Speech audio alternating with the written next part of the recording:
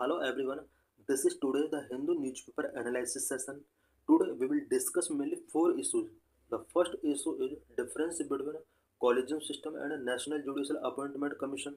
Second issue is presidential opinion versus the federal structure.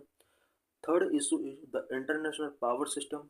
What is India's role in a balance of power? Fourth issue is environmental and climatic challenge before Himalaya. So let's discuss all the issues in detail. In this session, we will discuss about Supreme Court Collegium System and National Judicial Appointment Commission. Why in news?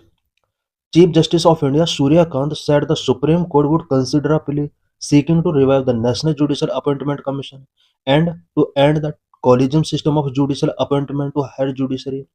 Recently chief justice of India Suryakant ने कहा है कि supreme court collegium system को and करने के लिए and national judicial appointment commission को revive करने के लिए कंसीडर करेगी. Justice Suryakant took the oath as the 53rd CJI at the Rashtrapati Bhavan. Recently justice Suryakant ने 53rd CJI के तौर पर अभी ओथ टेकिंग किया है. President Droupadi Murmu sworn in justice Kant. What is collegium system for judicial appointment? Judicial appointment के लिए कॉलेजियम सिस्टम क्या है?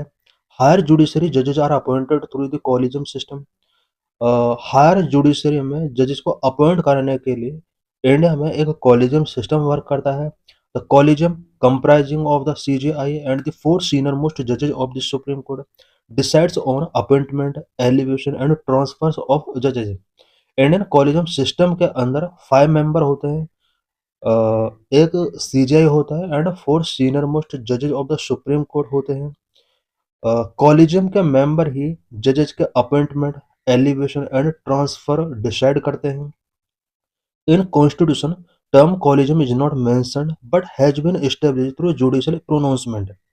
कॉन्स्टिट्यूशन में कॉलेजियम टर्म मेंशन नहीं है बट कॉलेजियम सिस्टम का जो इस्टेब्लिशमेंट हुआ है वो वेरियस जुडिशियल प्रोनाउंस के थ्रू हुआ है.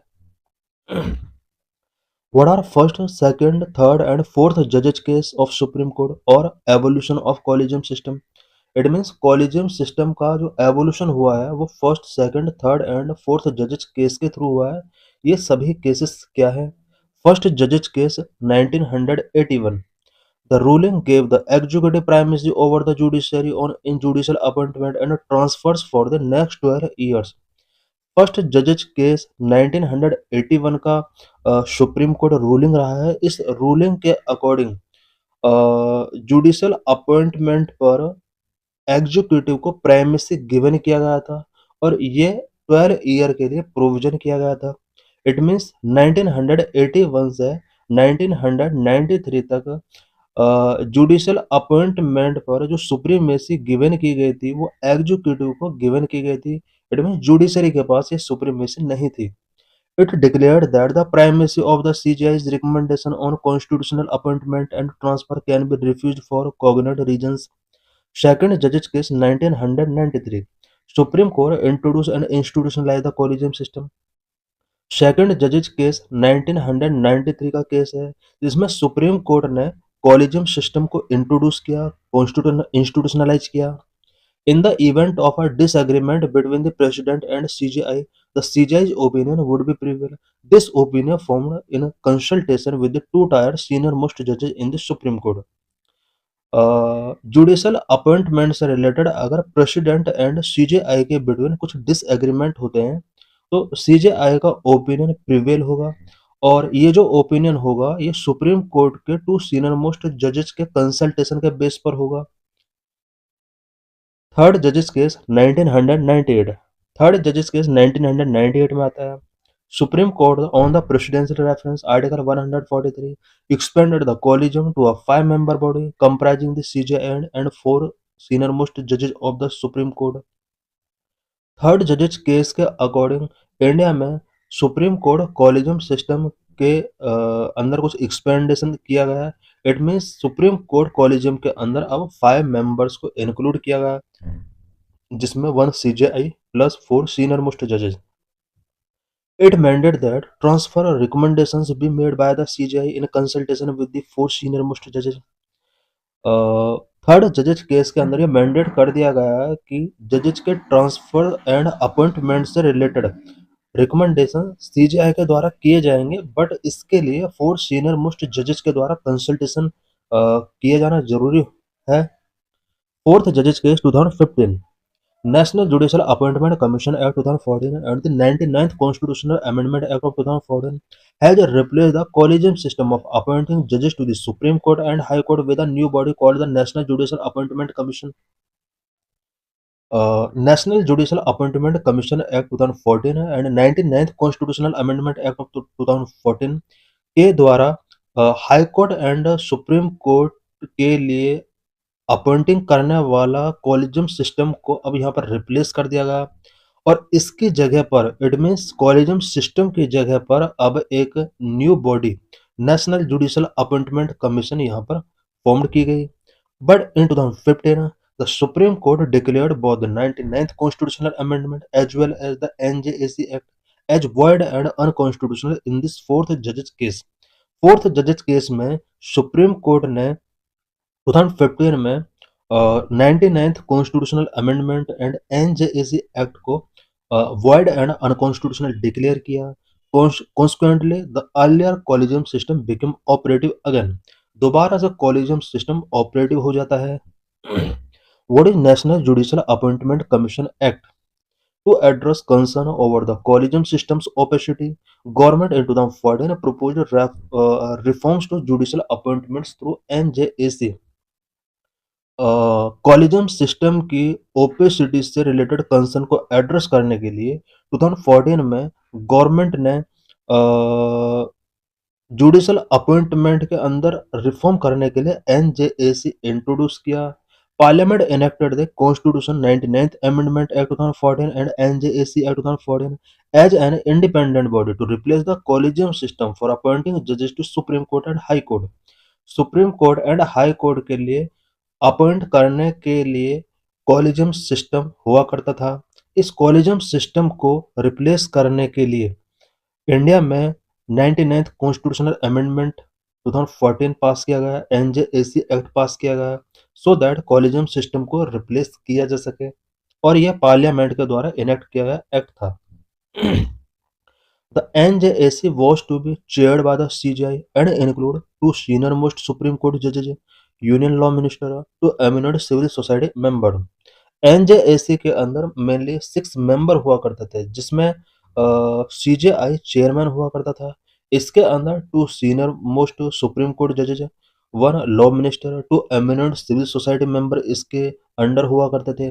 2 सिविल सोसाइटी मेंबर जो हुआ करते थे, इसमें से one would be nominated by a panel comprising the CJI, Prime Minister, and leader of opposition in Lok Sabha, while the other had to be belong to the SC, ST, OBC or be a woman. तो eminent person में से 1 member जो nominate किया जाएगा वो CGI, prime minister and leader of opposition के एक panel के द्वारा किया जाएगा। वहीं अदर एमिनेंट पर्सन जो होना था उसमें सिस्टम में, अब ये सिस्टम नहीं है फिलहाल। अदर मेंबर जो होना था वो SC, ST, OBC और वुमेन कम्युनिटी से होना था। The amendment passed in parliament with near complete consensus and was subsequently ratified by 16 state legislature. 99th constitutional amendment parliament के द्वारा कंप्लीट कॉन्सेंसस के बेस पर पास किया गया था, और 16 स्टेट लेजिस्लेचर के द्वारा भी इसको रेटिफाइड किया गया था। However, within days of its enactment, the law was challenged before the Supreme Court. कुछ डेज के बाद ये सुप्रीम कोर्ट के अंदर ये अमेंडमेंट चैलेंज किया गया। Why NJAC was abolished by the Supreme Court? Supreme court ने NJAC को abolish क्यों किया?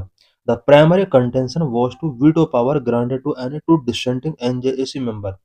जो प्राइमरी कंटेंशन था इस एक्ट को लेकर वो ये था कि एनजेएसी मेंबर में से किन्हीं भी 2 डिसेंटिंग मेंबर को यहाँ पर वीटो पावर ग्रांट किया गया था।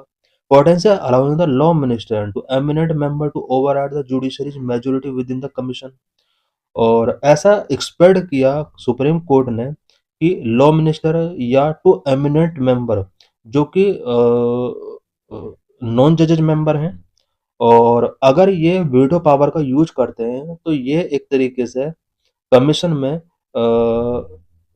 जुडिशरी की माइनॉरिटी के लिए रिस्पॉन्सिबल होंगे और यहाँ पर नॉन मेंबर का डिसीजन मेजोरिटी यहाँ पर ओवरराइड हो सकता है एक तरीके से। In 2015, a five-judge bench ruled with a 4:1 majority that the NJC was unconstitutional and violated the basic structure of the Constitution. 2015 में 5 जज बेंच के द्वारा एक रूलिंग गिवन किया जाता है, 4:1 मेजोरिटी के साथ ये रूलिंग आता है, जिसके अंडर एनजेएसी को अनकॉन्स्टिट्यूशनल डिक्लेयर कर दिया गया और कॉन्स्टिट्यूशन के बेसिक स्ट्रक्चर का वायलेशन यहाँ पर शो किया गया।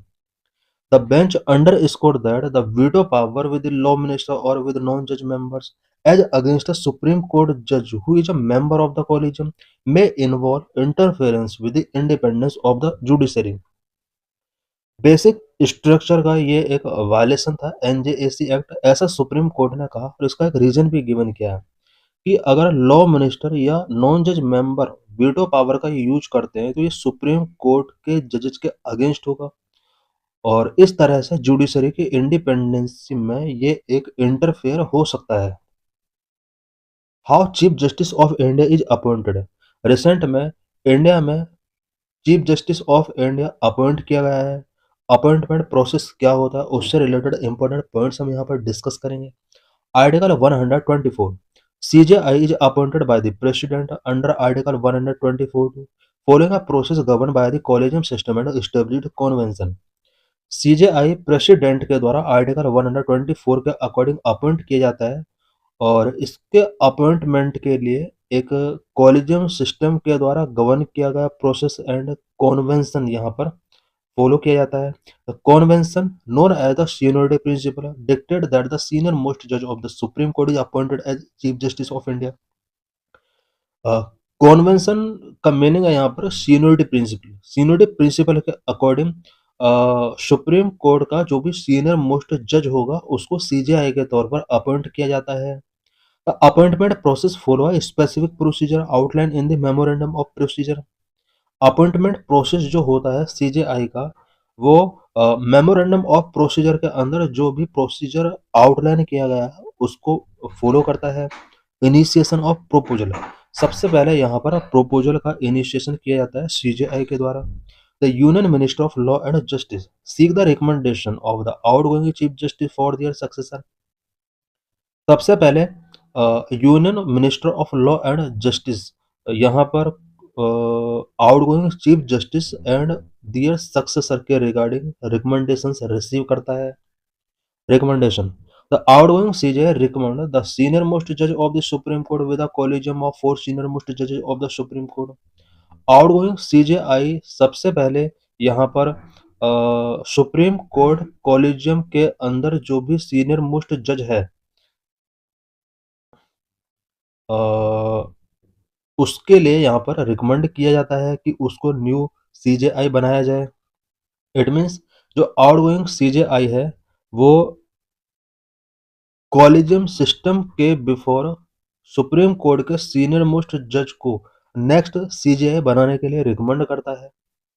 Government review, after receiving the CJI recommendation the union law minister forward it to the prime minister. Union law minister को जैसे ही सीजेआई का रिकमेंडेशन रिसीव होता है वो इसको प्राइम मिनिस्टर के बिफोर फॉरवर्ड करता है। Presidential appointment, the prime minister then advise the president on appointment. The president formally appoint the new CJI by warrant under their hand and seal. New CJI के appointment के regarding prime minister president को advice करता है और president इसके बाद CJI को warrant under their hand and seal के थ्रू फॉर्मली तरीके से अपॉइंट कर लेता है। Notification, once the appointment is approved the department of justice officially announces the appointment and issues the necessary notification in the gazette of india। एक बार अगर new CJI का अपॉइंटमेंट अप्रूव हो जाता है then department of justice officially इसको announce करता है एंड गजट ऑफ इंडिया में एक नेसेसरी नोटिफिकेशन भी इसको इशू करना होता है। हाउ अदर जजेस appointed in supreme court, supreme court में अदर जजेस किस तरह से अपॉइंट किए जाते हैं? Strength and composition of the Supreme Court. Originally, the Supreme Court had 8 judges, one Chief Justice, and 7 other judges. Over the time, Parliament has increased the number of judges. Currently, Supreme Court have 34 judges, one CJI and 33 other judges. Originally supreme court के अंदर 8 जजेस हुआ करते थे, one chief justice of India and 7 other. Over the time parliament ने जजेस का number increase किया है. करंट में सुप्रीम कोर्ट के अंदर 34 जजेस हैं, वन सीजेआई एंड 33 अदर जजेस. What are qualifications for appointment as a जज? जज के अपॉइंटमेंट के लिए क्या क्या क्वालिफिकेशन होना चाहिए? Under article 124 of the constitution, a person can be appointed as a जज of the supreme court if he or she be a citizen of India, must have served as a judge of the High Court for at least 5 years or an advocate of a High Court for at least 10 years, must be a distinguished jurist in the opinion of the President. Supreme court के जज के तौर पर appoint होने के लिए candidate को citizen of India होना चाहिए, हाई कोर्ट के अंदर एटलीस्ट 5 ईयर तक जज होना चाहिए, एंड हाई कोर्ट के अंदर एटलीस्ट 10 ईयर तक वो एडवोकेट होना चाहिए, एंड प्रेसिडेंट के ओपिनियन में वो डिस्टिंग्विश्ड जूरिस्ट होना चाहिए. What is appointment process? Appointment process क्या होता है? जजेस of the supreme Court are appointed by the president under clause 2 of article 124 of the constitution. Constitution के आर्टिकल 124 के अकॉर्डिंग जजेस का अपॉइंटमेंट प्रेसिडेंट ही करता है. द प्रेसिडेंट कंसल्ट विद जजेस of the high court and supreme court make informed appointment. इसके लिए president collegium के साथ यहाँ पर कंसल्ट करता है, स्पेशली कॉलेजियम मेंबर ही जजेस को अपॉइंट करने के लिए रिकमेंड करते हैं. Oath process. Every appointed judge must make and subscribe to an oath before the president or an appointed person. Every appointed judge को प्रेसिडेंट या फिर किसी अपॉइंटेड पर्सन के बिफोर ओथ का यहाँ पर सब्सक्रिप्शन टेकिंग करना होगा. The oath include commitment to uphold the constitution, sovereignty and integrity of India and perform duties without fear or favor. President के ओथ के अंडर अपहोल्ड द कॉन्स्टिट्यूशन से related commitment करने होते हैं उसको, sovereignty and integrity of India को uphold करने के लिए, एंड विदाउट फियर और फेवर तरीके से ड्यूटी को परफॉर्म करने के लिए उसे ओथ टेकिंग करना होता है. Provision of tenure and resignation. President का टेन्योर कितना होता है, क्या वो रिजाइन भी दे सकता है? No prescribed minimum age limit for a जज अपॉइंटमेंट. जज के अपॉइंटमेंट के लिए कोई भी मिनिमम प्रेस्क्राइब एज नहीं है. Serve until they reach the age of 65 year. 65 year तक वो सर्विस गिवन कर सकता है जुडिशरी में. May resign before reaching the age of 65 year by tendering their resignation to the president. 65 year से पहले अगर उसे रिजाइन करना है तो वो रेजिग्नेशन लेटर प्रेसिडेंट को गिवन कर सकता है. Salaries and allowances of judges of Supreme Court. Only Parliament determines salaries, allowances, privileges, leave and pension of Supreme Court judges. Supreme court के जजेस की salary, allowances, privileges, leave and pension only parliament के द्वारा ही determine की जा सकती है. All are charge upon the consolidated fund of India. ये जितना भी इन्हें सैलरी वगैरह दी जाती है ये कंसोलिडेटेड फंड ऑफ इंडिया से चार्ज की जाती है. What R post retirement restrictions? Supreme court के जज अगर रिटायर हो जाते हैं तो उनके ऊपर कुछ रेस्ट्रिक्शंस इम्पोज किए जाते हैं. अ जज of the supreme court after retirement is prohibited from practising law in any court in India or pleading before any government authority. Supreme court का जज अगर रिटायर हो जाता है उसे इंडिया की किसी भी कोर्ट में प्रैक्टिसिंग के लिए प्रोहिबिट किया गया है, साथ ही किसी भी गवर्नमेंट अथॉरिटी के बिफोर वो प्लीडिंग नहीं कर सकता. But according to Article 128, any retired judge of the Supreme Court can be called back to sit and act as a Supreme Court judge by the CJI with the prior permission of the President of India. Article 128 के according chief justice of India चाहे तो president की permission के बाद किसी retired जज को call back कर सकता है और सुप्रीम कोर्ट के जज के तौर पर उसको वर्क गिवन किए जा सकते हैं. रिमूवल प्रोसीजर ऑफ जजेस of supreme court. Supreme court के जजेस को किस तरह से रिमूव किया जा सकता है? Can only be removed by the president from office by an order of president due to proven misbehaviour और इनकैपेसिटी। सुप्रीम कोर्ट के जज को ओनली प्रेसिडेंट के द्वारा ही रिमूव किया सकता है। इसके लिए प्रूवन मिसबिहेवियर और इनकैपेसिटी ग्राउंड होना चाहिए। Impeachment process, removal process of Supreme Court judges require an address by each House of Parliament supported by special majority। Supreme court के या हाई कोर्ट के किसी भी जज को रिमूव करने के लिए रिमूवल प्रोसेस मेनली पार्लियामेंट के द्वारा स्पेशल मेजोरिटी से एड्रेस होना चाहिए। Special majority means a majority of the total membership of that house and a majority of not less than 2/3 of the member present and voting. Parliament का बहुत house में ये special majority से process पास होना चाहिए। Only Parliament has the authority to regulate the procedure for presenting the address and investigating and proving the misbehavior or incapacity of a judge।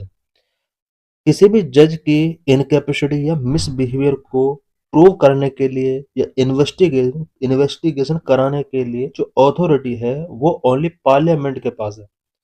Supreme court ये proof नहीं करेगी कि misbehaviour हुआ है, incapacity show कर रहा है कोई भी जज। ये सारी अथॉरिटी जो है, जो पूरा प्रोसीजर है, ये पार्लियामेंट के पास है। In this session, we will discuss about presidential reference versus federal structure of India. A presidential reference is a constitutional mechanism under Article 143, where the President of India seeks the Supreme Court's advisory opinion on important question of law or fact of public importance। Presidential reference article 143 के अंदर एक constitutional mechanism है जिसमें president of India important question of law और fact और public importance पर supreme court के advisory opinion taking करता है। While the opinion is not binding, it can help clarify constitutional ambiguities and resolve potential conflict between the central and state, thereby impacting India federal structure. Supreme court के द्वारा जो भी advisory opinion given किया जाता है वो binding नहीं होता है, बट ये कॉन्स्टिट्यूशनल एम्बिग्यूटीज को क्लैरिफाई करने के लिए and central and state government के बिटवीन पोटेंशियल कॉन्फ्लिक्ट को रिजॉल्व करने के लिए एक इम्पोर्टेंट मैकेनिज्म है जिसका सीधा इम्पैक्ट इंडिया के फेडरल स्ट्रक्चर पर पड़ता है। Presidential reference under article 143। Purpose, presidential reference allow the executive to seek judicial guidance on complex constitutional or legal matters before a dispute escalates into litigation। Presidential reference का main purpose क्या है? इसके through executive judiciary से कुछ complex constitutional और legal matter पर guidance taking करता है। How it works, presidential reference किस तरह से वर्क करता है? Article 143(1), the president can refer any question of law or fact of public importance to the Supreme Court. The court may choose to provide its opinion or decline। Article 143(1) के according president any question of law और fact of public importance पर supreme court से related opinion taking कर सकता है। Supreme court अपने opinion यहाँ पर प्रोवाइड भी कर सकता है और वो डिक्लाइन भी कर सकता है। Article 143(2), the president can refer dispute arising from pre-constitutional treaties, agreements, or covenants.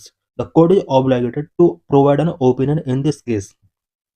Article 143(2) के अकॉर्डिंग प्रेसिडेंट कुछ स्पेशल टाइप के डिस्प्यूट जो कि प्री कॉन्स्टिट्यूशनल ट्रीटीज, एग्रीमेंट और कोवेनेंट्स से इमर्ज हुए हैं, इसके रिगार्डिंग सुप्रीम कोर्ट से ओपिनियन टेकिंग कर सकता है और कोर्ट को यहाँ पर ऑब्लाइड किया गया है कि वो इस केस में अपना ओपिनियन प्रोवाइड करे। इट मीन्स यहाँ पर सुप्रीम कोर्ट के लिए कंपलसरी है कि वो अपना ओपिनियन गिवन करे।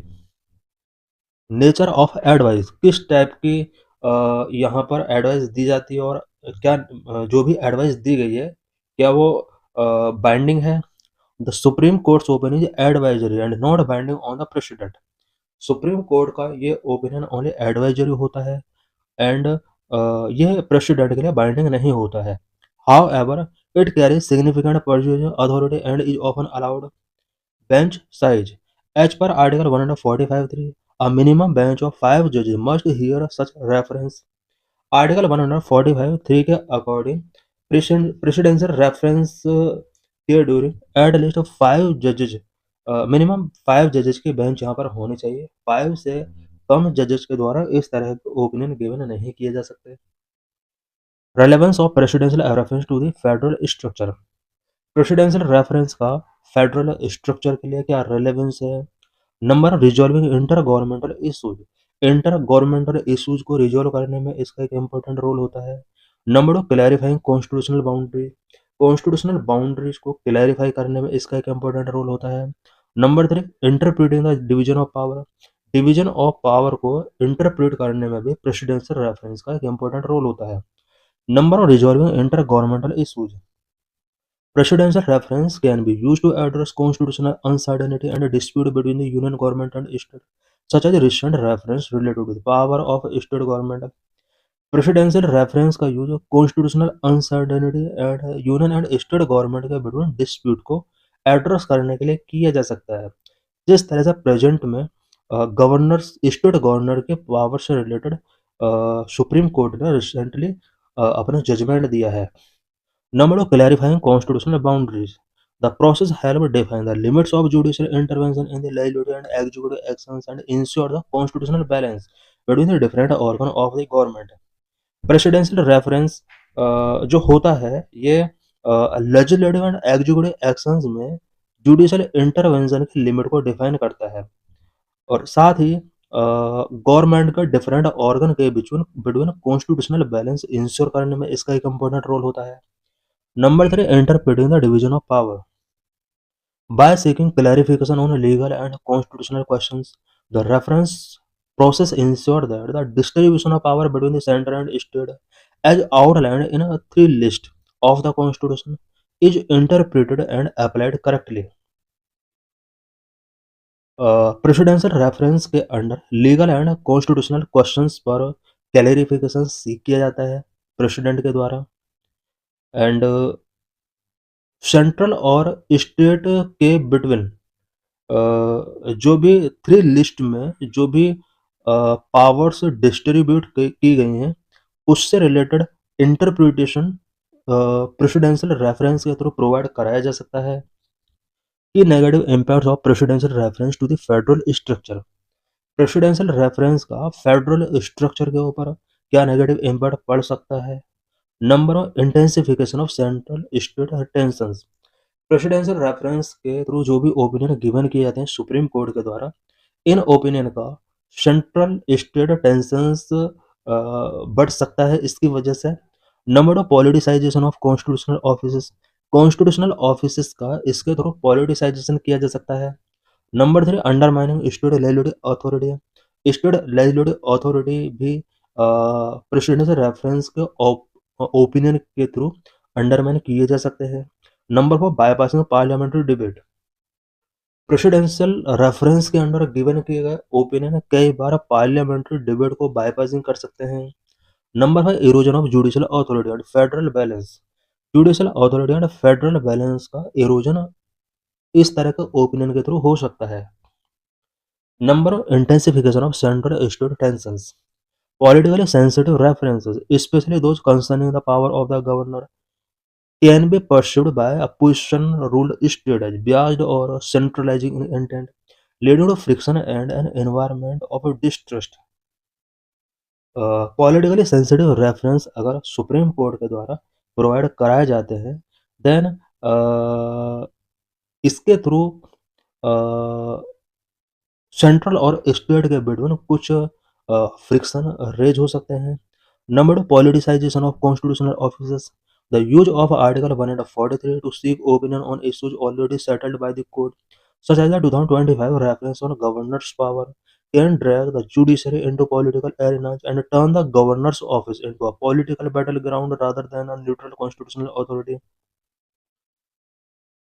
आर्टिकल 143 के थ्रू प्रेसिडेंशियल रेफरेंस के अंदर सुप्रीम कोर्ट का जो ओपिनियन टेकिंग किया जाता है ये ओपिनियन अगर ऑलरेडी सेटल्ड मैटर पर गिवन किए जाते हैं सच एज प्रेजेंट में गवर्नर के पावर से रिलेटेड जो ओपिनियन गिवन टेकिंग किए जा रहे हैं ये पहले भी कोर्ट के द्वारा गिवन किए जा चुके हैं और इसके थ्रू जुडिशियरी को एक तरीके से पॉलिटिकल एरिना में ड्रैग किया जा रहा है गवर्नर के ऑफिस को एक तरीके से पॉलिटिकल बैटल ग्राउंड में टर्न किया जा रहा है। Number 3, undermining state legislative authority.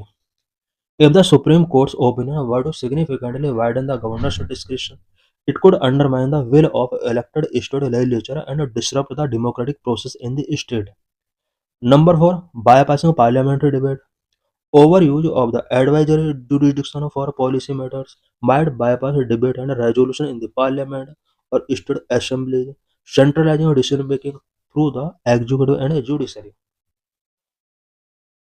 Advisory jurisdiction का अगर पॉलिसी मैटर पर ओवर यूज किया जाता है देन ये पार्लियामेंट और स्टेट लेजिस्लेचर की डिबेट एंड रेजोल्यूशन को एक तरीके से बाईपास कर सकता है एंड डिसीजन मेकिंग इसके थ्रू सेंट्रलाइज हो सकते हैं।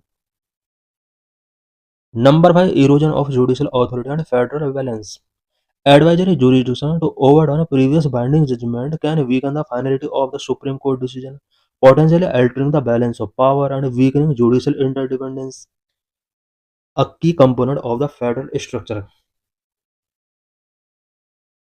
प्रीवियस बाइंडिंग जजमेंट पर अगर एडवाइजरी जुरिडिक्शन गिवन किया जाता है तो यह सुप्रीम कोर्ट के डिसीजन की फाइनलिटी को वीकन कर सकता है और इसके through balance of power and judicial independence काफी हद तक वीक हो सकता है जो कि फेडरल स्ट्रक्चर का एक की कंपोनेंट है।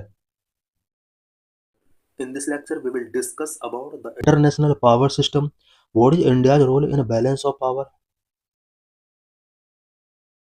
India's aim to promote a multipolar world order has become a cornerstone of its foreign policy while maintaining balanced relations with global power.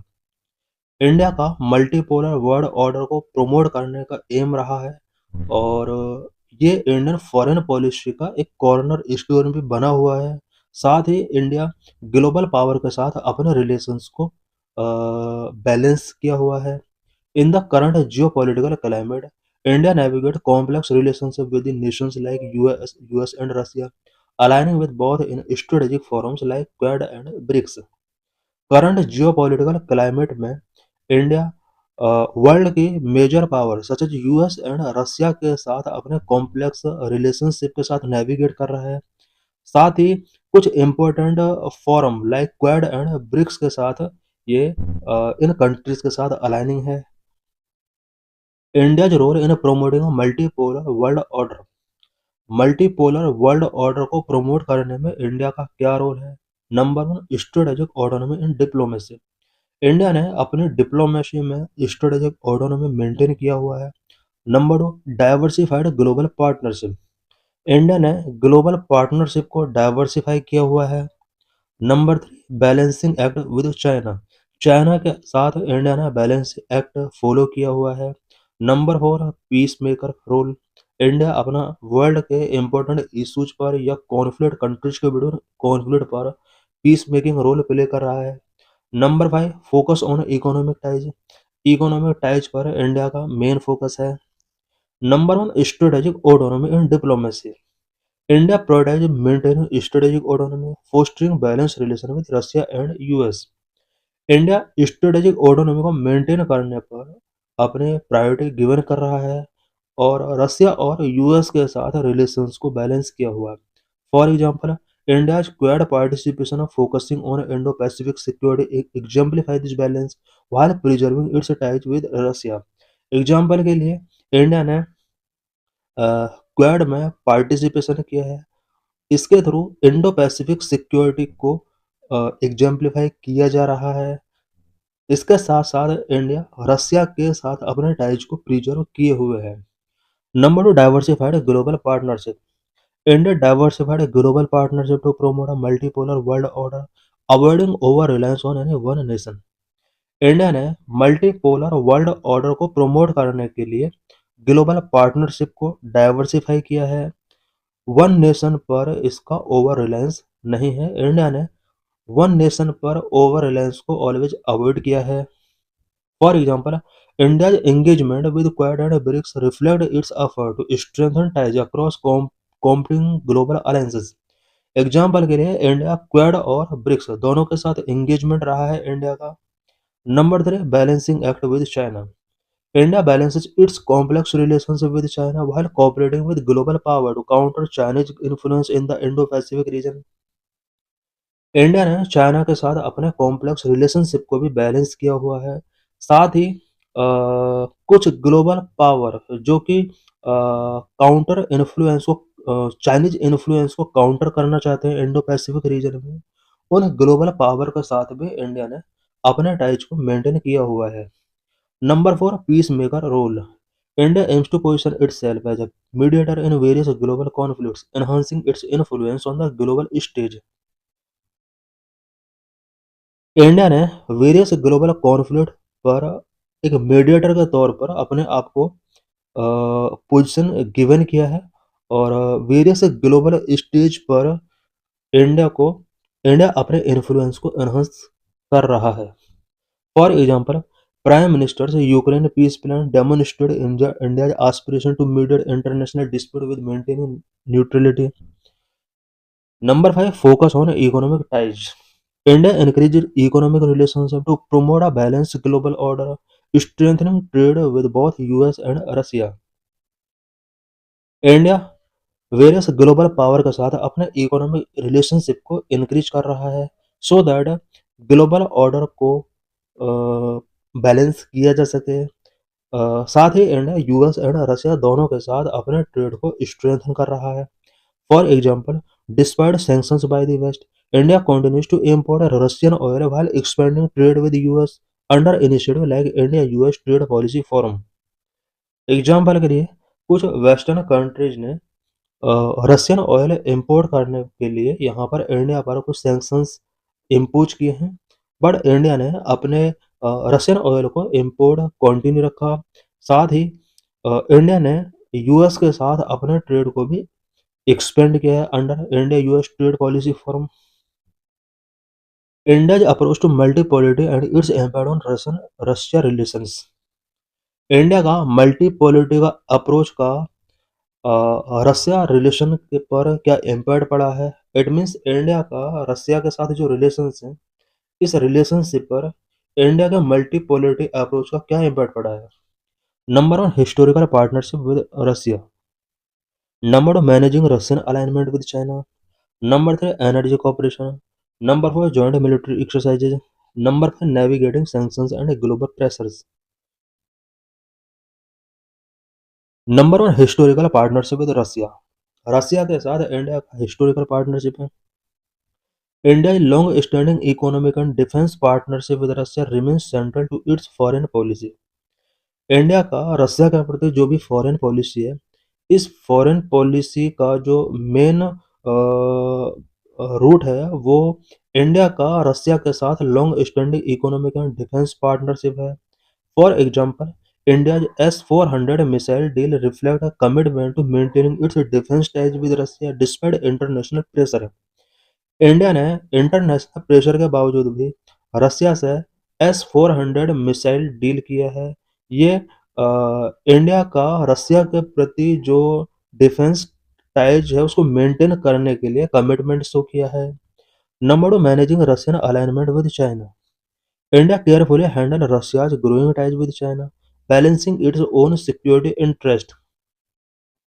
रसिया का जिस तरह से चाइना के साथ टाइज ग्रो हो रहा है, इंडिया इसको केयरफुली तरीके से हैंडल कर रहा है और अपने सिक्योरिटी इंटरेस्ट के अकॉर्डिंग इसको बैलेंस कर रहा है। For example, India's participation in BRICS allow it to engage diplomatically with both China and Russia while protecting its interest. Example के लिए इंडिया ने ब्रिक्स पार्टिसिपेट किया है और इस समिट के अंदर चाइना एंड रशिया दोनों के साथ डिप्लोमेटिकली इंडिया ने एंगेज किया। Number 3, energy cooperation. India maintain strong energy cooperation with Russia to secure its energy needs amidst various global challenges. Various global challenges के बिटवीन भी इंडिया ने अपने एनर्जी नीड्स को सिक्योर करने के लिए रसिया के साथ स्ट्रॉन्ग एनर्जी कॉपरेशन को मेंटेन किया हुआ है। For example, India's purchase of discounted Russian oil continues despite western criticism, highlighting India's energy security priorities. Example के लिए रसिया के ऊपर और इंडिया के ऊपर, स्पेशली इंडिया के ऊपर कुछ वेस्टर्न सैंक्शंस के बाद भी इंडिया ने डिस्काउंटेड रेट पर रशियन ऑयल कंटिन्यू परचेज किया। ये इंडिया के एनर्जी सिक्योरिटी प्रायोरिटीज को हाईलाइट करता है। Number 4, joint military exercise. Both countries regularly conduct joint military exercises strengthening defence cooperation। India और रशिया दोनों ही joint military exercise regularly conduct करते हैं। इससे दोनों कंट्रीज के बीच डिफेंस कोऑपरेशन स्ट्रेंथन हो रहे हैं। For example, the Indira military exercise which show cause it's strategic depth of India Russia defence cooperation. Indira military exercise जो होता है वो रशिया और इंडिया के बीच होता है। ये एक्सरसाइज दोनों कंट्रीज के बिटवीन डिफेंस कोऑपरेशन को शो करते हैं। Number 5, navigating sanctions and global pressure. India face pressure from the western country to its close ties with Russia, requiring careful diplomatic navigation. India का रशिया के साथ close ties है और इसकी वजह से इंडिया कुछ वेस्टर्न कंट्रीज से प्रेशर फील कर रहा है। For example, despite sanctions on Russia from west, India continue its defence collaboration while managing western expectations. Russia पर जिस तरह से वेस्टर्न कंट्रीज ने कुछ सैंक्शंस इम्पोज किए हैं, स्पेशली इंडिया को डिफेंस प्रोक्योरमेंट में यहाँ पर डिनाई किया गया कुछ वेस्टर्न कंट्रीज के द्वारा, बट इंडिया ने कुछ डिफेंस इक्विपमेंट रसिया से कंटिन्यू परचेज किया है और इस तरह से साथ ही इंडिया वेस्टर्न एक्सपेक्टेशंस को भी मैनेज कर रहा है। India's approach to multipolarity and its impact on US relations। India के मल्टीपोलरिटी अप्रोच का यूएस रिलेशंस पर क्या इम्पैक्ट पड़ रहा है? Number 1, strengthening Indo Pacific cooperation. India US के साथ इंडो पैसिफिक कोऑपरेशन को स्ट्रेंथन कर रहा है। Number 2, defence collaboration. इंडिया का यूएस के साथ डिफेंस कोलैबोरेशन कंटिन्यू है। Number 3, technological and cyber security cooperation. Technology and cyber security sector में इंडिया और यूएस का कोऑपरेशन है। Trade and economic growth. Number 5, climate and energy cooperation. Number strengthening Indo Pacific cooperation. India's participation in Indo-Pacific Economic Framework and in Quad highlight its growing cooperation with US and countering Chinese influence। India ने Indo Pacific economic framework and quad के साथ participate किया हुआ है। ये China influence को counter करने में यूएस के साथ कोऑपरेशन को शो कर रहा है। इट मीन्स यूएस भी चाहता है कि चाइना के इन्फ्लुएंस को काउंटर किया जाए और इस काउंटरिंग में इंडिया ने हमेशा यूएस का साथ दिया है। For example, US and India conducted Malabar naval exercise to enhance maritime security in the Indo Pacific. Indo Pacific में मैरीटाइम सिक्योरिटी को एनहांस करने के लिए इंडिया और यूएस ने मालाबार नवल एक्सरसाइज कंडक्ट किया है। Number 2, defence collaboration. India defense ties with the US are deepening with increasing arms trade and various joint initiatives।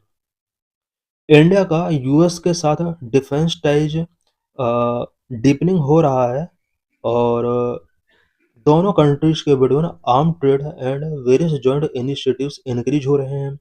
For example, India's purchase of C-130J aircraft and Apache helicopter show the strengthening defence partnership. India ने US से C-130J aircraft and Apache helicopter purchase किया है। ये दोनों countries के बीच defence partnership के strength को शो कर रहा है। Number 3, technological and cyber security cooperation. India and the US collaborate on space technology, cyber security and innovation. India और यूएस दोनों ही space technology, cyber security and innovation पर एक दूसरे को कोलैबोरेट कर रहे हैं। For example, the India-US cyber dialogue enhance cooperation in combating cyber threat and also fostering technological advancement। India-US cyber dialogue combating cyber threat, it mean cyber threat से combat करने में दोनों कंट्री के कॉपरेशन को इसके थ्रू इन्हांस किया जा रहा है। साथ ही टेक्नोलॉजिकल एडवांसमेंट को दोनों कंट्री फोस्टर कर रहे हैं। Number 4, trade and economic growth. Both countries are strengthening economic relations through investment and trade, supporting mutual growth. India और यूएस दोनों ही इन्वेस्टमेंट एंड ट्रेड के थ्रू अपने इकोनॉमिक रिलेशंस को स्ट्रेंथन कर रहे हैं, साथ ही म्यूचुअल ग्रोथ को दोनों सपोर्ट कर रहे हैं। For example, the US India trade policy forum has enhanced bilateral trade, focusing on pharmaceuticals, technology and services sector. India US trade policy forum ये दोनों कंट्रीज के बिटवीन बायलैटरल ट्रेड को enhance कर रहा है, और pharmaceutical, technology and service sector पर दोनों का स्पेशल फोकस है। Number 5, climate and energy cooperation. India and US have promoting sustainable development as both partnered on clean energy and climate change initiative. India और US दोनों ही sustainable development को promote कर रहे हैं। Clean energy and climate change initiative दोनों countries के अंदर taking किए गए हैं। For example, the US India strategic clean energy partnership focus on energy efficiency, renewable energy and reducing carbon emission. India US strategic clean energy partnership का जो special focus है वो energy efficiency, renewable energy and carbon emissions को reduce करने पर है। What are various environmental and climatic challenges before Himalaya? Aspirations for growth and development in Indian Himalayan region need to be concerned science and the right of people and nature. Indian Himalayan region में जिस तरह से growth and development बढ़ता चला जा रहा है, उससे पहले science, rights of people and nature के बारे में कुछ कंसर्न करना इम्पोर्टेंट है। Indian Himalayan region is India's water tower and also provide invaluable ecosystem. Indian Himalayan region India का वाटर टावर है और ये इंडिया को इनवैल्यूएबल इकोसिस्टम प्रोवाइड करता है। About Himalayan region, the Himalayas are the largest and tallest mountain range in the world. Himalaya world के largest and tallest mountain range है। Countries covered, about 8 countries covered by Himalayan region: Afghanistan, Pakistan, China, India, Nepal, Bhutan, Bangladesh and Myanmar. Water tower of the earth, most of the northern India's river system originate in the Himalayan region, fed by glacier melt and many springs. Himalayan glaciers supply water to the major river, supporting nearly 1.5 billion people. Therefore, it is known as the water tower of the earth. Most of the northern India के river system जो है ये Himalayan reason से originate होती हैं। यहाँ से glacier melt होते हैं और इन सभी रिवर्स को वाटर मिलता है। हिमालय ग्लेशियर मेजर रिवर को वाटर सप्लाई करते हैं। अबाउट 1.5 बिलियन पीपल को ये सपोर्ट प्रोवाइड करता है। यही वजह है कि हिमालय को water tower of the earth के नाम से जाना जाता है। Indian state covered, 10 Indian state इसके अंदर कवर है: Jammu Kashmir, Uttarakhand, Himachal Pradesh, Sikkim, Arunachal Pradesh, Meghalaya, Manipur, Mizoram, Nagaland, Tripura. 4 hill districts: Dima Hasao, Karbi Anglong in Assam and Darjeeling, Kalimpong in west Bengal. 50% of world's plant species. Himalaya region harbor over 50% of world's plant species. World के टोटल स्पीसीज में से 50% वर्ल्ड स्पीसीज हिमालयन रीजन के अंदर मिलती हैं। India biodiversity hotspot and unique species like the Himalayan monal, a vibrantly coloured pheasant. Himalaya biodiversity hotspot है जहाँ पर कुछ unique species such as Himalayan monal, a vibrantly coloured pheasant यहाँ पर मिलता है। और ecological challenges the Himalaya have been facing, कौन कौन से इकोलॉजिकल चैलेंजेस हिमालय फेस कर रहा है। Number 1, climate change and glacier melting. The Himalayas are highly vulnerable to the impact of climate change. Rising temperature have lead to the rapid melting of glaciers, affecting water availability for river downstream.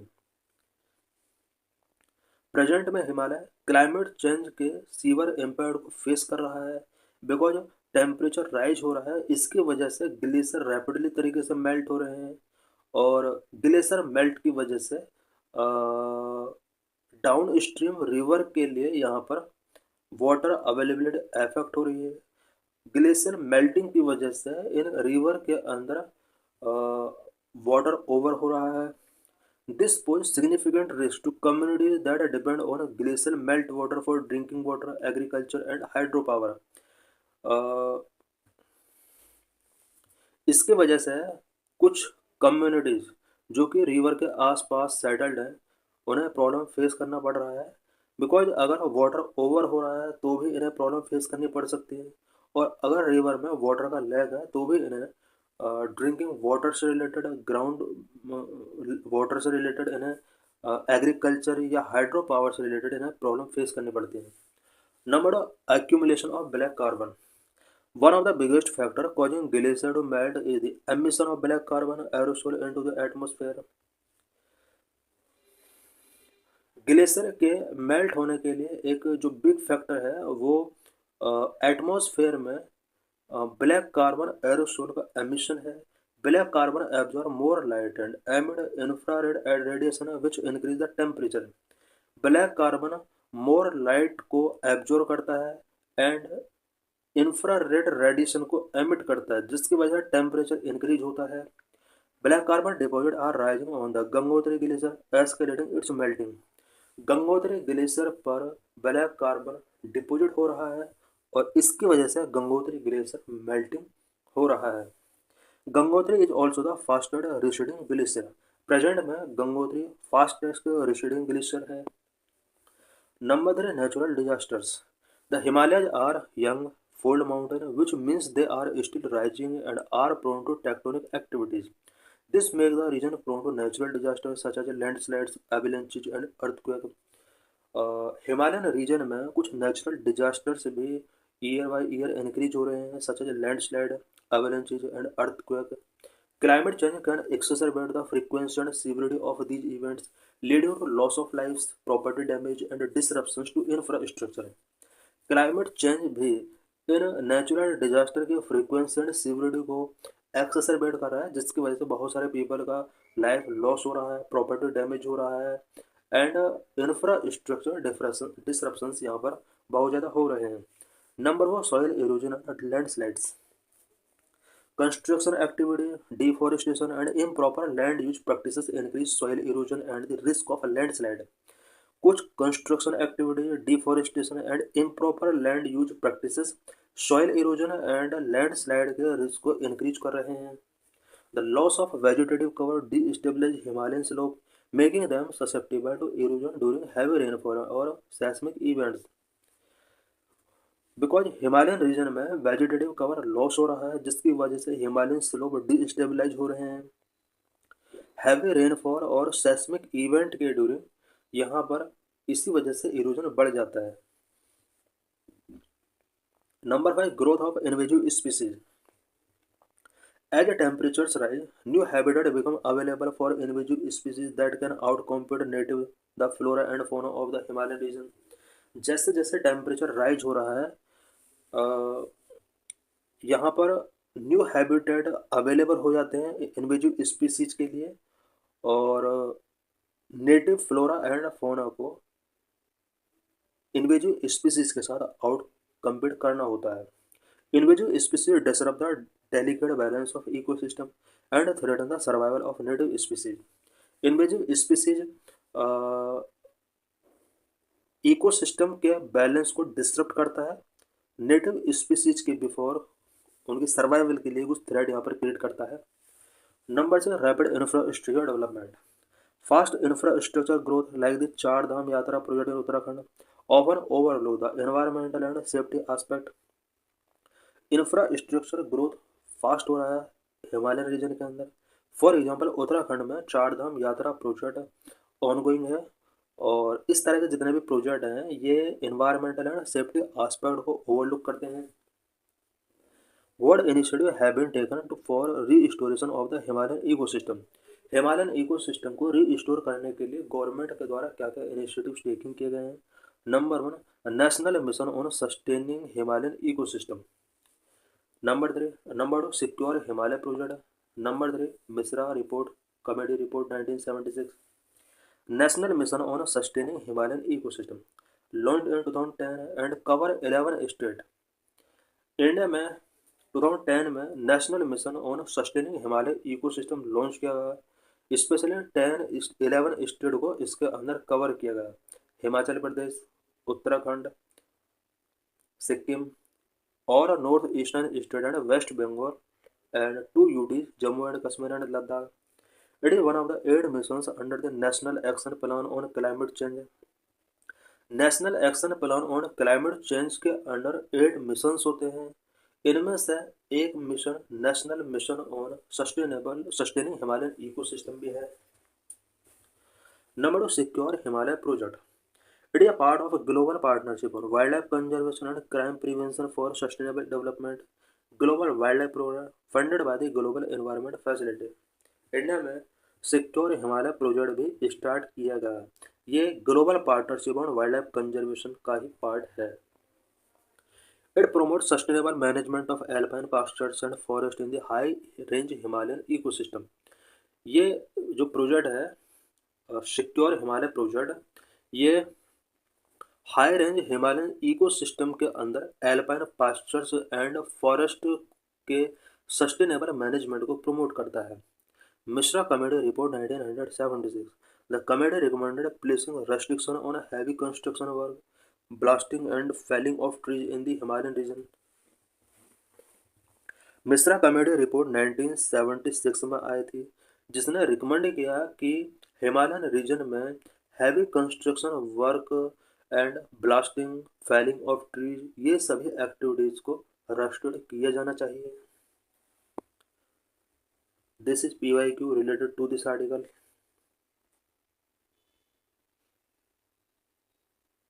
So thanks for watching this video.